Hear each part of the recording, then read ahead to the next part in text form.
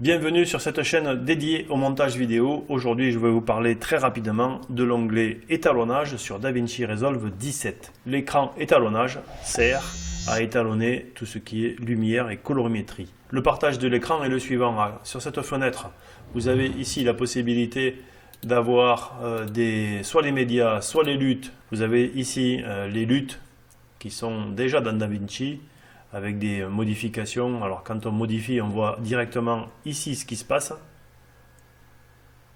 Voilà, ça qui est très intéressant, c'est qu'on a un pré-rendu ici quasiment instantané.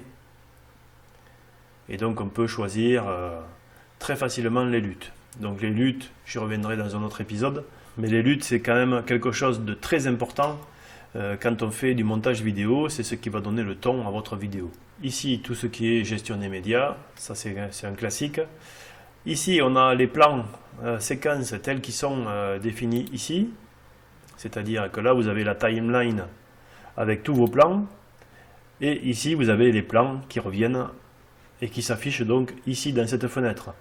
Ici, on retrouve ce qu'on a trouvé un petit peu dans Fusion, c'est-à-dire la possibilité de rajouter des nœuds. On peut ici rajouter des nœuds entre l'entrée et la sortie et donc traiter ce plan-là particulièrement, où on peut aussi traiter carrément toute la timeline avec l'entrée et la sortie, avec ici la possibilité de changer des nœuds, de rajouter des fonctions.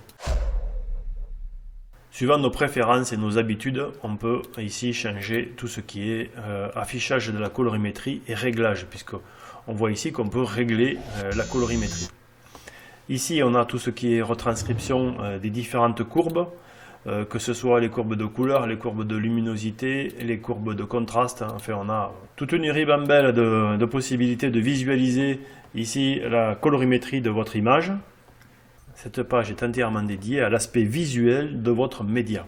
On peut bien sûr afficher ou ne pas afficher la timeline et donc gérer par plan. On peut aussi ne pas afficher les plans. Donc ici on a la lecture d'un plan. Donc on a la possibilité ici, si on n'a pas besoin de tout ça, en fait on peut avoir ici un affichage simplifié et on peut modifier donc tout ce qui est colorimétrie. Voilà, si je veux le faire tirer sur le bleu, si je veux le faire tirer sur le jaune. Je peux faire ce que je veux ici. Voilà, on peut faire vraiment varier la teinte, la couleur.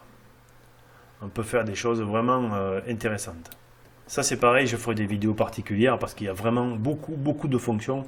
Et donc il est impossible dans 3 minutes de vous expliquer tout ce qui peut se passer ici. C'est terminé pour cette page étalonnage, je le rappelle, elle est entièrement dédiée à tout ce qui est aspect visuel, colorimétrie, luminosité, contraste, etc.